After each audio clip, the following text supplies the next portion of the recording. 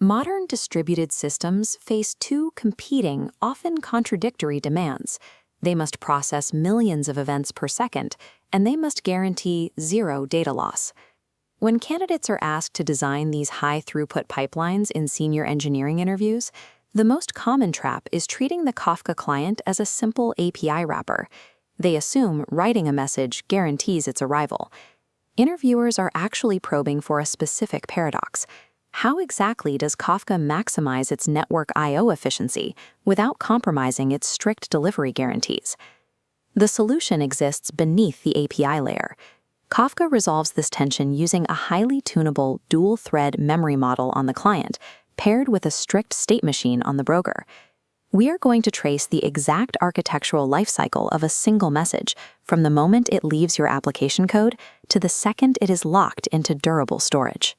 Mastering this internal pipeline is the foundational requirement for defending any high-level system design architecture. The first phase of the producer pipeline begins before any data hits the network. The client uses interceptors and serializers to convert complex Java objects into lightweight, network-ready byte arrays.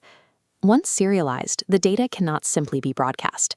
The partitioner component evaluates the bytes to determine exactly which target Kafka broker will receive the payload. When you send messages without specifying a routing key, modern Kafka defaults to a sticky partitioning strategy. Rather than scattering data, the system deliberately forces consecutive messages to accumulate into the exact same partition until a specific size threshold is met. Older versions of Kafka used a round-robin approach, placing one message in partition A, the next in B, and so on. That immediate, even distribution required opening multiple simultaneous network requests, generating massive processing overhead.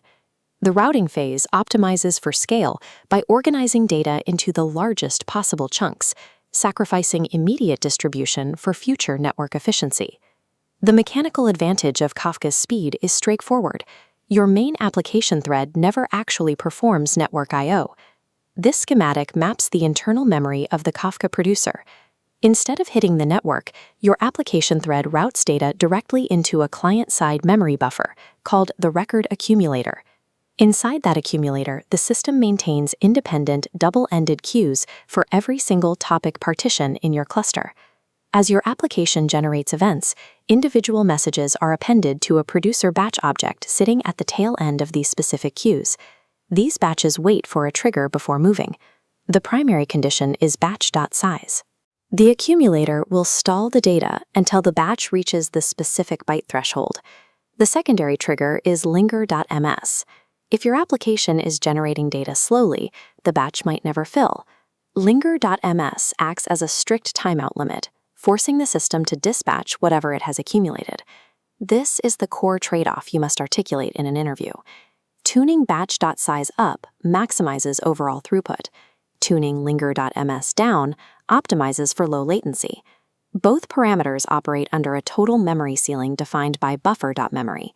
If your producer generates data faster than the network can transmit it, this buffer fills completely, and the main application thread is blocked. By deliberately holding data back to minimize expensive system calls and reduce the volume of network requests, the record accumulator acts as the primary throughput engine of the system. Looking at the next phase of the architecture, we see the second half of the dual-thread model. A background process called the sender thread wakes up only when those accumulator triggers are met. The sender extracts the ready batches and moves them to the in-flight requests queue. To maintain concurrency, it manages up to 5 unacknowledged batches per broker connection simultaneously. Once transmitted, the broker's response is governed by the AX configuration. Setting AX to 0 is a fire and forget mode. The broker sends no confirmation, which is ideal for high-speed, non-critical telemetry. Setting AX to 1 requires only the leader partition to confirm the write. This ensures the primary node has the data, offering a practical middle ground for standard log aggregation. The maximum durability tier requires setting AX to all. In this state, the system waits until the leader and all in-sync replicas have successfully written the payload to their local disks. However, align on AX equals all is an interview trap. It only provides true fault tolerance if the broker is strictly configured with a high min.insync replicas value. Without that restriction, all could mean just one surviving node confirmed the write. While the sender thread drains the memory engine on the client, the acknowledgement configuration sets the hard baseline for data survival when hardware inevitably fails. Even with strict acknowledgements, networks drop packets. A broker successfully writes data to disk, but the network drops the acknowledgement before it reaches the producer. The producer's internal logic assumes a failure and retries the send. The broker receives the exact same payload again and writes a duplicate record. This creates at least once delivery, corrupting downstream data processing. This diagram illustrates how Kafka solves the duplicate problem. By setting enable.idempotence to true, the system is upgraded to exactly once semantics. During initialization, the producer is assigned a hidden producer ID. It then attaches a strictly sequential increasing sequence number to every single message it dispatches. The broker runs a strict validation check. It tracks the highest sequence number received for each producer ID. If an incoming message's sequence is exactly one integer higher than the stored value, the data is safely written. If the incoming sequence is equal to or less than the stored sequence, the broker instantly identifies it as a network retry duplicate. It silently discards the payload but reissues a success acknowledgement to satisfy the producer. If the sequence number jumps by more than one integer, data was dropped in transit. The broker detects the gap and throws an out-of-order sequence exception back to the client. By executing strict mathematical state validation on these sequence numbers, the idempotence mechanism filters out network chaos and achieves exactly once delivery. When the message is secured on the broker, the producer's job is done, but the architectural contract remains unfulfilled until the consumer group successfully processes that data. Consumer groups operate under a strict load balancing rule. Within a given group, a single partition can only be consumed by one consumer instance at a time. This constraint guarantees strict message ordering. Consumer progress is tracked using an offset pointer. Clients often default to enable.autocommit, advancing this pointer on a background timer. This is highly dangerous. If your consumer crashes halfway through processing, but the timer already fired, the broker records the batch as successful. Upon restart, those unhandled messages are permanently bypassed. The enterprise standard requires disabling auto-commits entirely. Applications must use the commit sync API to manually advance the offset pointer, executing it only after the business logic has completely succeeded.